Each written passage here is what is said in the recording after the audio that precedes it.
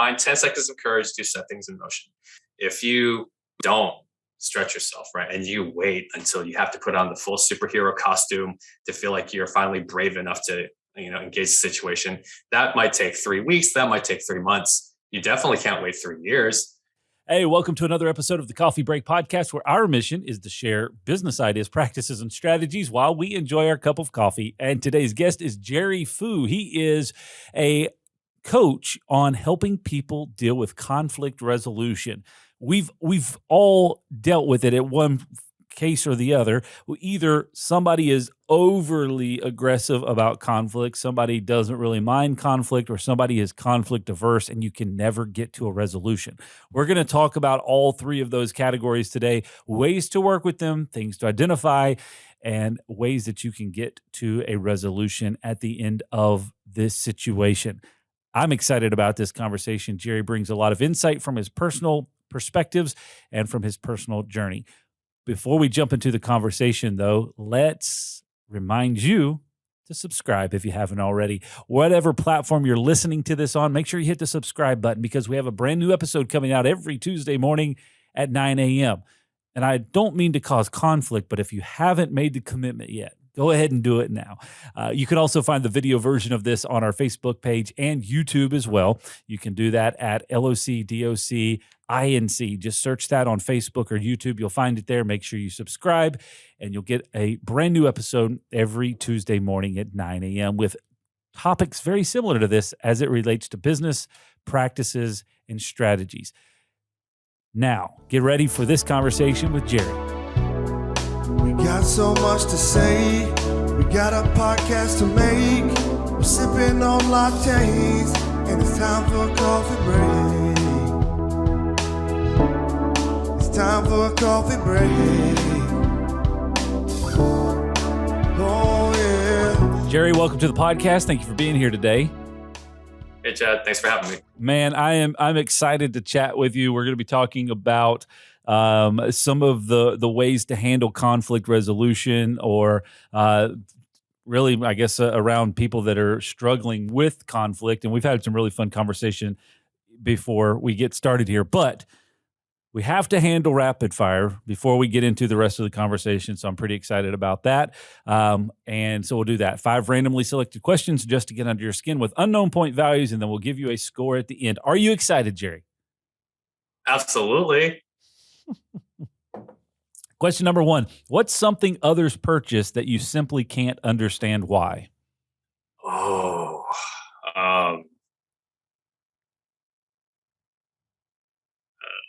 Snuggies?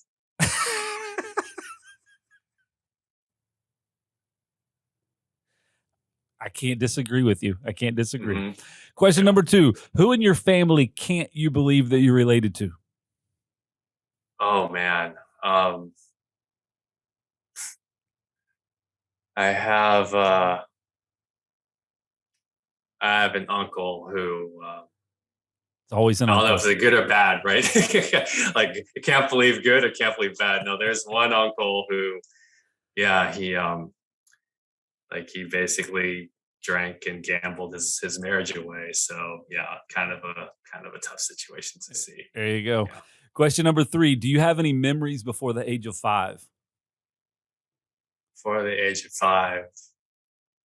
Yeah, I mean, I don't know if this was the first conscious memory I had. I just remember climbing a beanbag to get to bed and sleep. I must have been 3 or something like that. Yeah, that was my first conscious memory of oh, I exist as a person. Yeah. I would say one of my first ones, I was probably 4. I broke my arm, and I remember that entire process, how it happened, and then everything again outside of that. But then there's not a whole lot else that I remember around that same time frame. So, all right, yeah, cool. Question number 4: where's the next place that you want to visit? Oh man, I want to go to Melbourne. Yeah. Melbourne. Yep. All right. What's the draw to Melbourne? I loved Australia. The first time I went, I took a bus tour from Cairns to Sydney, and that was probably the 2 favorite weeks of my life. And then Melbourne was just kind of another city that I put on the queue and just never got around to it yet. So yeah, I heard it has a very European feel, and I'm always a fan of cities with great mass transit and such. So that seemed like a natural fit. Yeah. So that's a major kind of travel to get there, though, right? It's that's a big task. Very cool. All right, question number 5. If you had to describe your current life as a movie, which movie would you choose? Oh wow.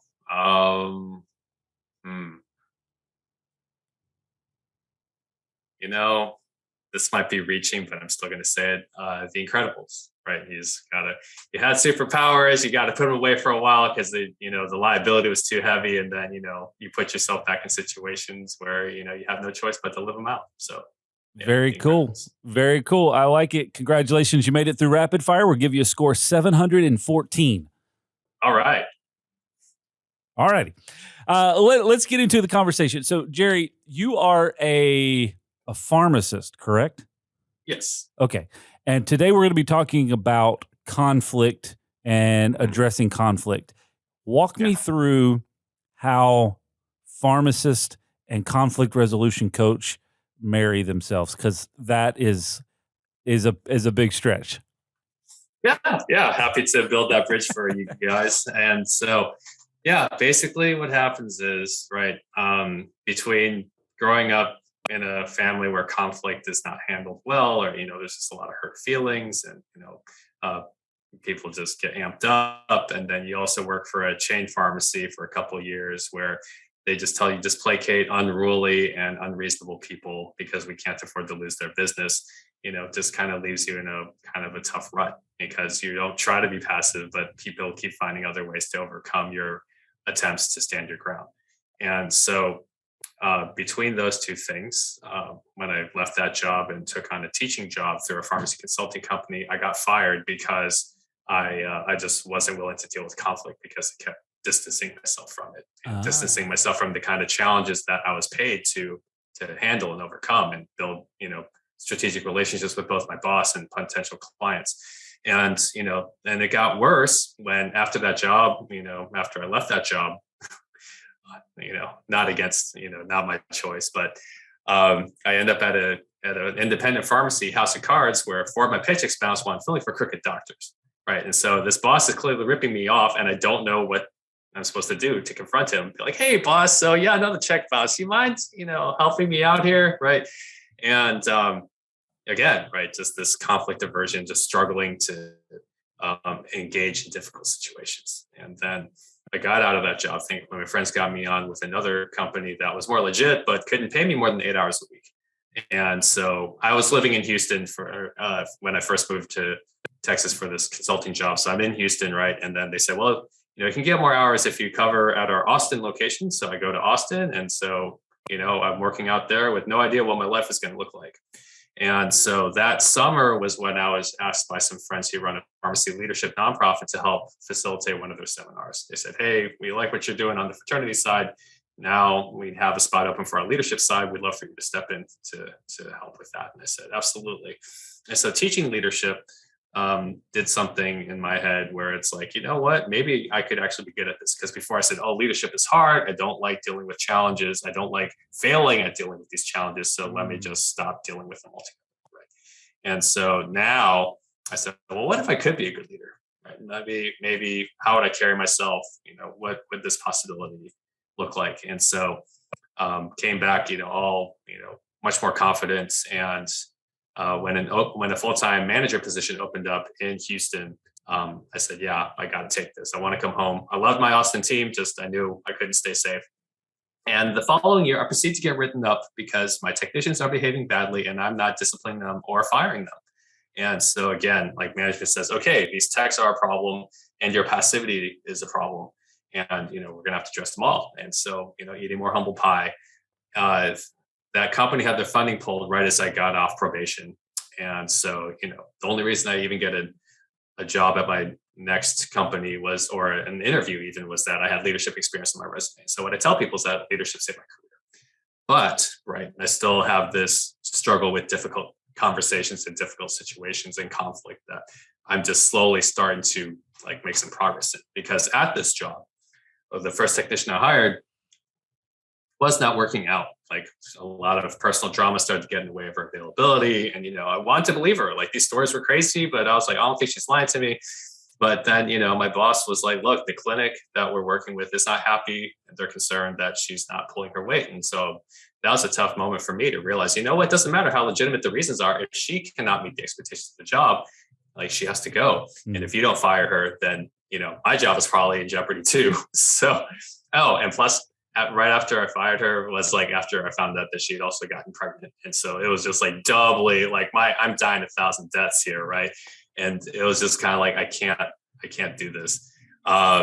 Anyway, so that job only lasted 11 months. I keep jumping around a couple of the jobs and getting more opportunities because I have leadership on my resume, but they're like icebergs, right? These jobs just keep melting after like 1 or 2 years. And so I just said, after my last job went under, a couple of years ago, I said, well, I'm tired of hopping from iceberg to iceberg, dealing with insurance challenges and, doctor scripts and things. But what if I, did full-time leadership development, because I love teaching these leadership workshops, which I consistently done since 2012.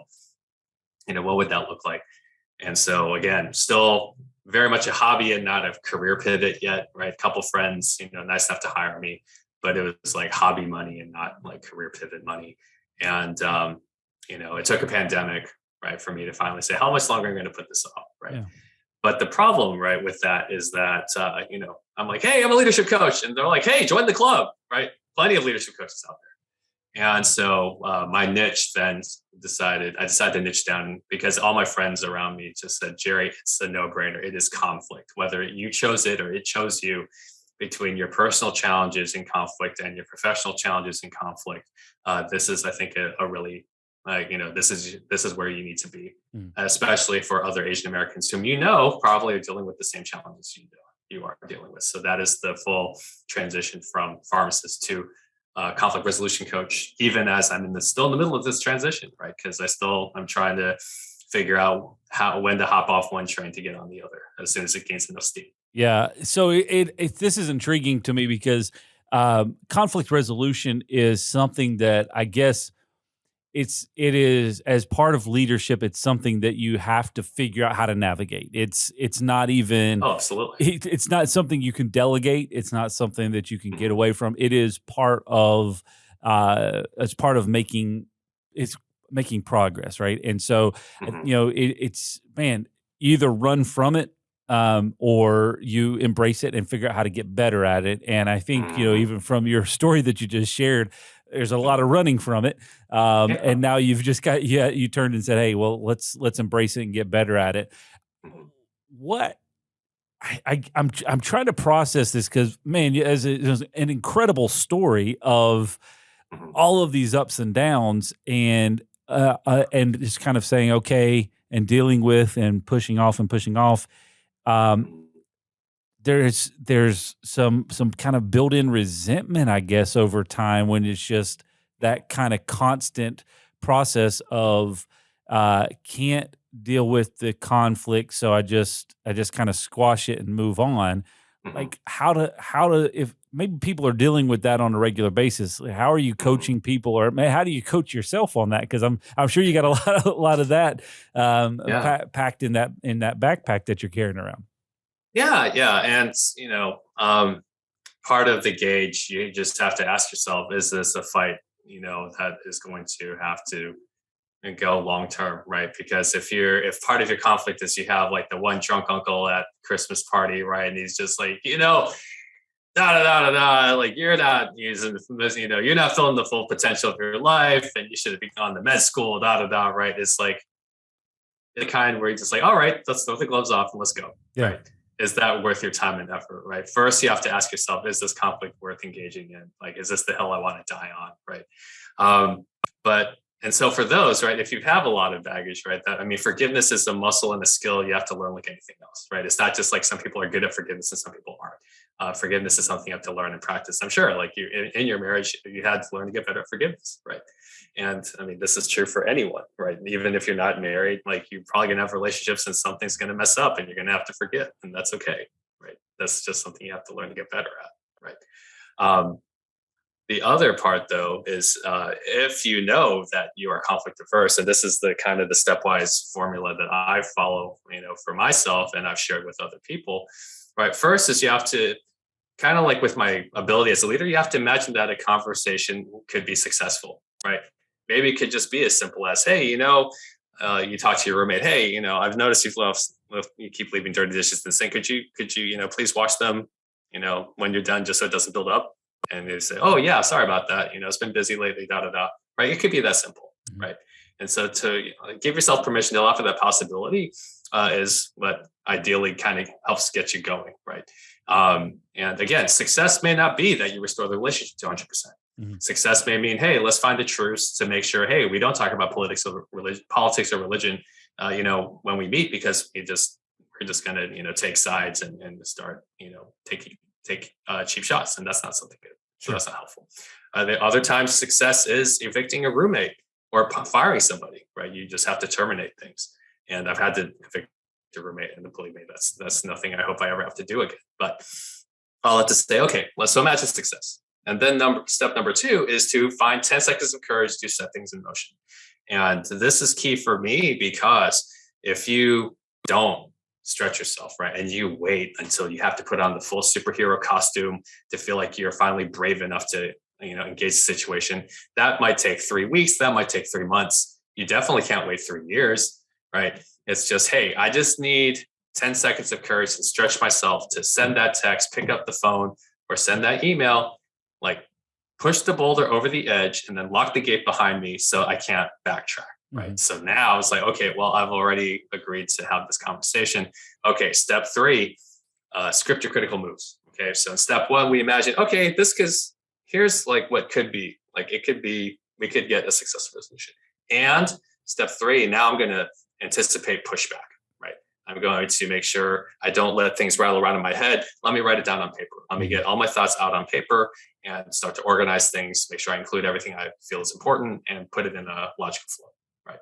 So now I'm starting to kind of give my own strategy. And then step 4, let me rehearse things. Like, let me not just memorize these things for a test. Let me look at myself in the mirror. How's my body language? Do I have good posture? Is my tone confident? Maybe I get a friend to role play that boss that I need to ask a raise from and see what kind of pushback I'm going to get. Right. So now I'm sparring in the dojo before I get out on the street. Right. And you want that muscle memory before game time shows up. Yeah. And then step 5, just do it. Right. Like you're the cost of not engaging is higher than the cost of trying and failing. Because one thing I learned the hard way was that if a friendship is going to go south, at least they know exactly why you're upset with them, right? So that way that resentment doesn't sit in your chest and you're just like, oh, why didn't I say anything? Because I've had friendships like that. You're just like, oh, this guy's annoying me, but every time I try to confront him on it, he just deflects and gets defensive, and I'm just like, I don't want to deal with this anymore. So let me just distance myself instead of, hey, man, this is the problem, right? Like, keep this up and I'm not going to want to hang out with you anymore. And I say this not as a threat, it's just a consequence, right? And then at least if it's going to go south, at least, hey, you know what? At least he knows why. And I hope he takes that feedback to improve himself. We understand the frustrations HOA board members and property managers face when deciding the best solution for their HOA and pool security. Should we use a keypad, hand out keys, or install a key card system? Do we even need cameras? These are some of the questions that are difficult to navigate, and we're here to help. At Loc-Doc Security, we've spent over 20 years working with homeowners associations and property managers to find the system that best fits the pool and HOA needs. Camera systems for the front gate or front entrance, key card systems for the pool gates, or simply updating the gate so that it meets safety and code compliance. We like to take the guesswork out of the process to answer any questions and help find the right solution. Our mission is to help you protect your people and your property, and that includes pools. Contact our team today to schedule your free consultation for your community. Okay, I've just jotted down your 5 steps here. I'm trying to maybe bring the conversation around from the opposite side, because sure, I would not say that I am a person that goes after conflict all the time, but I also don't mind it. Okay. I'm reading this, and I've had conversations with people over the years, and I can see them maybe following something along this process, but they maybe unintentionally, right?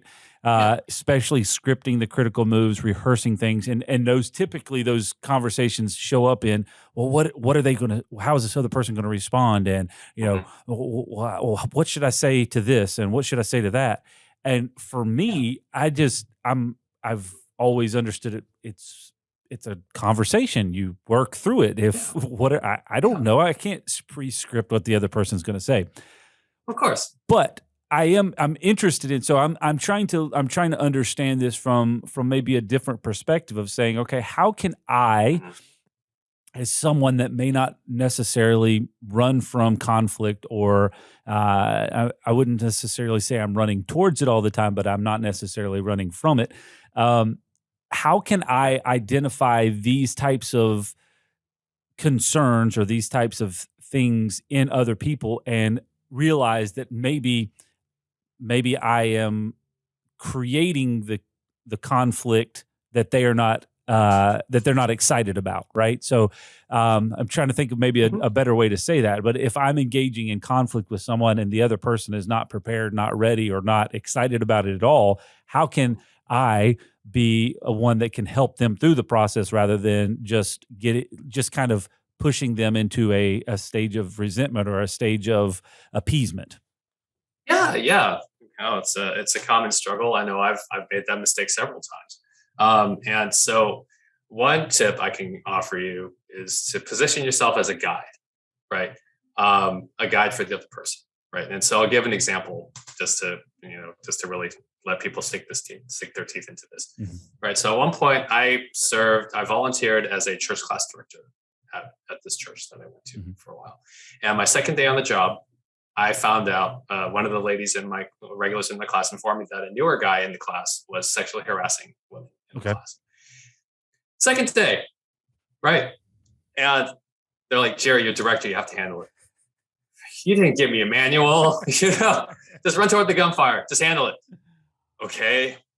So anyways, I called Nick up. I was on vacation, by the way. I found this out and then had to go. I was going on vacation the next day, and I was just kind of like, great. I can't even sit this guy down, and sit with him face to face and try to get some body language, engage whatever things. So I get him on the phone. We'll call him Nick. And so I'm like, hey Nick, so something's come up, and I need your help trying to process this, right? So I tell him, hey, so this is what's been said about you, and he's like, oh, I don't know what they're talking about. I don't know what they're talking about. That's not me. Obviously, if I just say, well, I guess if he says he doesn't do it, I guess he didn't do it, right? I can't just leave that alone, right? Because this is a pretty serious allegation. So I told him this. I said, okay, Nick. So now, right, I'm shifting from opposite the table to same side of the table, right? So now it's you have to confront to initiate contact, but then now you go to the other side of the table, and now you're working alongside him to work toward a common solution, right? Yeah. And so I tell him, I'm like, okay, Nick, from what I can tell, there's basically three possibilities. One is that you are right and they are wrong. Somehow, they're saying something and it was just an honest mistake. So it sounds like it could be a misunderstanding. Best case scenario number one is that it's a misunderstanding. You're doing something, you weren't aware that it was offensive. You go talk to them, you clear it up, you just apologize and say, okay, sorry, I made that mistake. If I was inappropriate, I'll stop that. Right? It could be that simple. Right? Option number two, they are right and you are wrong, which means you are lying. And, you have to go to them, apologize, and make sure it doesn't happen again. And we're going to keep an eye on you because this isn't acceptable. People need to feel safe in this community. Or option number three, they insist that they are right and you insist that you are right, which means now it's their word against yours. And then I have to ask you to leave because I've known them longer than I've known you. Right? Their credibility means more to me than yours does because you've only been here with us a couple months. And so, and so I tell him, right, and then add that level of reassurance. Hey, man, I'm just looking out for you. Yeah, I am, right? Because if there's smoke, there's fire, and as soon as there's alleged things, I just run you off. That doesn't give you a fair chance, right? But me, right, since I wasn't directly involved in this, I have no idea who's right and innocent, proven guilty. And so when you position yourself as a guy to say, hey, look, I'm really just trying to help find a solution for you. Right. Same thing with a technician who's behaving badly or not pulling their weight. Right. It's just hey, your punctuality is a problem. Right. And I'm not sitting here trying to do this to gun for you. I really am telling you this because I want you to keep working here, right? If I tell them, hey, look, I want you to work here, that's why I'm telling you this feedback. But, you have to step up. It is, and in order for you to work here, right, you have to this is what has show to up on change. time. Yeah. This is what has to change. And so when you realize, hey, and you say things like, look, I wouldn't tell you this unless I cared about you. I wouldn't tell you this unless I felt like you could handle this kind of feedback, right? And that doesn't work unless you actually mean it. Because if you're just saying this to say, oh, okay, let me just placate them and like kind of encourage them, it's like, no, they can tell you if you're being fake. Yeah. Those statements don't work if you're not authentic. Yeah. So those are some tips I would offer. Just to say, hey, look, at the end of the day, shift to collaboration. If you lack courage, shift to curiosity. Hey, you know what? Let me just learn a little more about the situation. Sure. Right. So you have somebody that is conflict averse, right? They're ones that really run from conflict. If it starts to even get close to it, they just kind of shut down, move away. Maybe their way that they deal with it, their coping mechanism is they just cut you out, right? So even at the smell of conflict, I'm just shutting it down. We're not even having a conversation anymore. You have other people that are not afraid of conflict, but they're not always looking for it, and they're going to try to work through to maybe get to that resolution. And then you have, and I'm just trying to put people in three big buckets here. The third category is they are looking for conflict on the regular. Like they sniff it out and they're actively going after it. Those people and the people that are actively conflict averse, bringing them into a any type of a community situation or in a business situation. What's the result of that? I mean, it depends on the nature of the conflict, right? If they're taking a molehill and turning into a mountain, okay, yeah, that's not a healthy dynamic, right? So so you have people that, and that's the unfortunate part of today's society, right? Is that if they're conflict averse, they can always create enough space where you can never get close enough. It's like they build a moat, and then no matter what kind of boat you go across the moat, they just keep adding water, and somehow you can never get close enough to deal with things. And to respond to that, right? What I learned recently to help improve my own approach to conflict resolution is anytime you're about to talk, you need to pull someone aside. Don't just say, "Hey, can I talk to you?" Yeah. Because now they're dying 1,000 deaths, right? Instead, you just go ahead and plant the topic that you need to talk to them about. Hey, when you're free, can I talk to you a moment about punctuality? Sure. Right. Can I talk to you a moment about accuracy of typing up prescriptions or something like that? Because now they're not dying 1,000 deaths of anything possibilities that you might be calling them out on, right, or adjusting with them. Now it's like, okay, no, he's talking to me about punctuality. Okay, now I can kind of get ready for that, right? And that's a nice courtesy. For the people who kind of are just happy to mind their own business, maybe you just want to give an environment where they're open to share and open to receive, right? And just say, hey, you know what, you should always feel okay to speak up, and hopefully in the same way you are allowed to speak up, you'll let others speak up and listen well, right? And I think those are the best kind, right? Because people understand, hey, like this is simply an opportunity to improve and communicate and build our relationships, and that's basically all this. That's the healthiest form of conflict resolution, right? Hey, this is a chance to grow and build and learn, right? Yeah. And then for the people that are more sadistic or find that high or that thrill off just disrupting things and rocking the boat, it's like, okay, well, what are they disrupting the boat with, right? If they're upset about certain things, like, hey, we are non-compliant, like this is like some shady business venue, we shouldn't do it. Okay, those are the canaries in the cave that you don't want to shut up, right? But if there's people that are just like causing drama and reframing situations in such a way where, because I've dealt with that, like one of the first technicians I brought on from a previous employer, because I thought she was competent, and then turns out she just liked to, she was very good at hogging the credit and deflecting mistakes and just undercutting unity in the team. It was like, okay, no, like this is not healthy, and we have to get rid of this. Because it's one thing if she were calling me out on stuff that was helpful and things I just didn't want to admit that I had to deal with, like blind spots or passivity or things, okay, fine. But if you are just looking to just game the terrain in your favor, and then just get paid and drain company resources because you feel like you're doing us a favor for hiring you, okay, no, like Yeah. this needs to stop. So it's not that my hope is that no one feels afraid to initiate conflict if it is something that's honestly positive. And, to have the wisdom to say, okay, is this something I'm just going to let go? Or is this something I need to talk about? Or is this like an urgent thing that I definitely can't wait right now? Right. Yeah. Do I give them a little like margin to say, okay, maybe they were just careless or they were just busy, or, okay, now there's a pattern. Okay, now I need to at least, be a detective. Can you copy this key? That's a question we get asked about 3,422 times a year. And how can you actually be sure that the person who asked that question is supposed to get a copy of that key? Well, we think you should always know who can copy your keys to your business and your home, because it could be your neighbor, an old employee, a contractor, or even worse, your mother-in-law. At Loc-Doc Security, we believe in protected key systems, so you always know who has a copy of your key. To find out more, visit locdoc.net or stop by our Charlotte location. Loc-Doc Security, helping you protect your people and your property.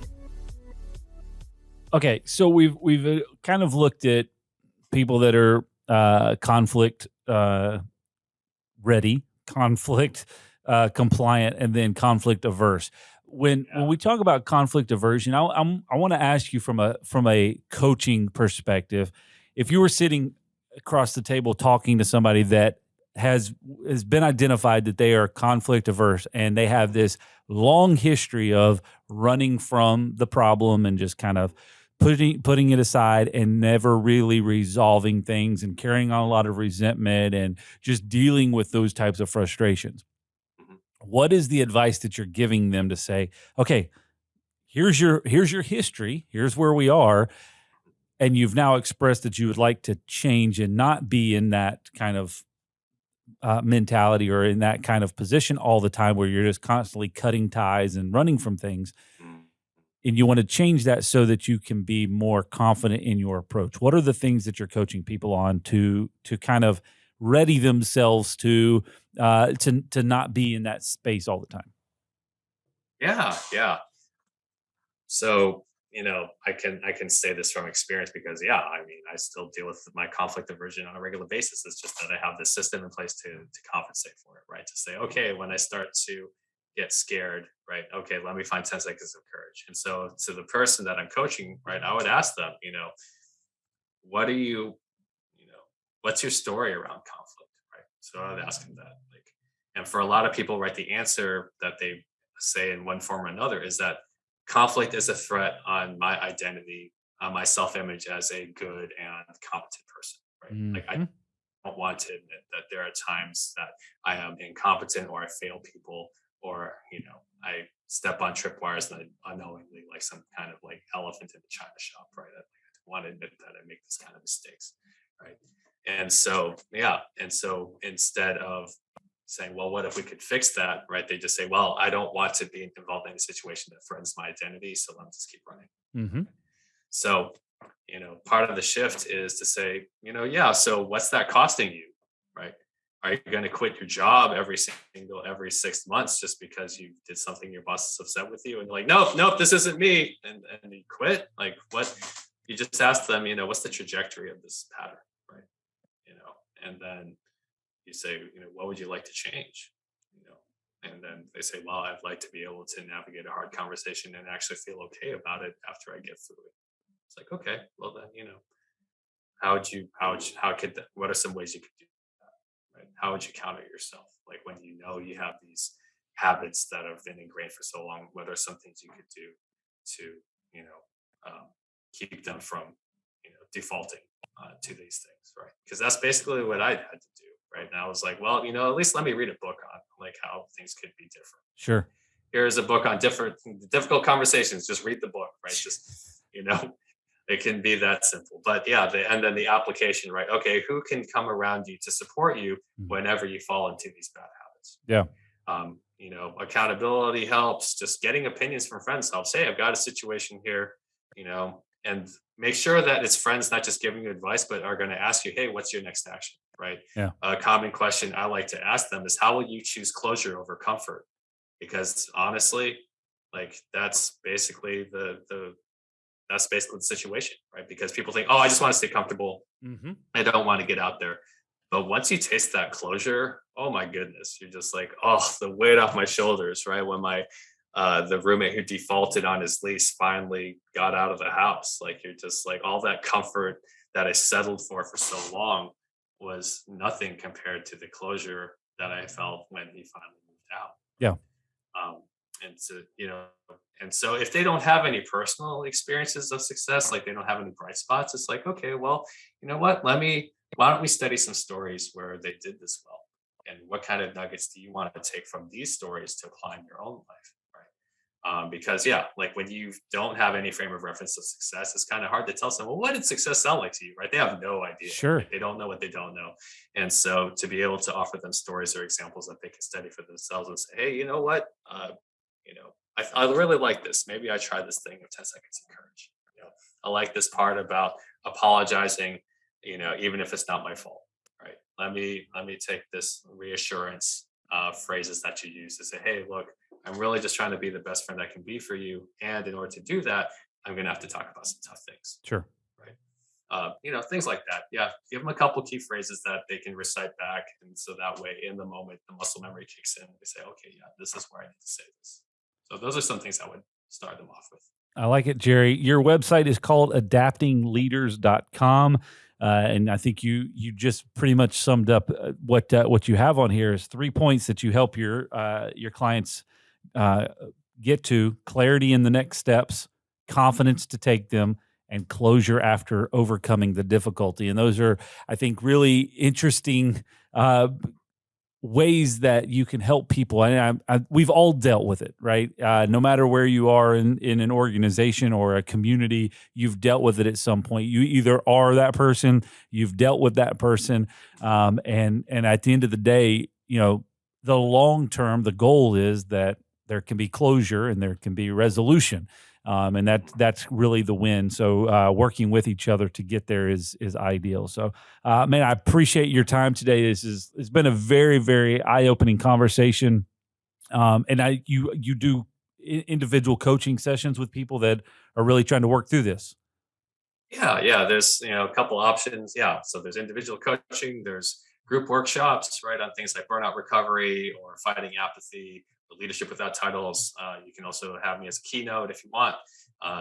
It's all in the toolbox for anyone who's interested. So yeah, check it out. Very cool. AdaptingLeaders.com. Jerry, thanks again for joining us today, man. It was an awesome conversation. Lots of notes, ways that we can take action on this, ways that we can identify these in other individuals, and we can all just kind of work better together. Thank you for joining us today. If you haven't already, make sure you subscribe. A brand new episode's coming out next Tuesday morning at 9 a.m., and we don't want you to miss a single one of them. So make sure you hit that subscribe button and find out more by visiting Loc-Doc.net/podcast. We'll see you next week right here on the Coffee Break Podcast.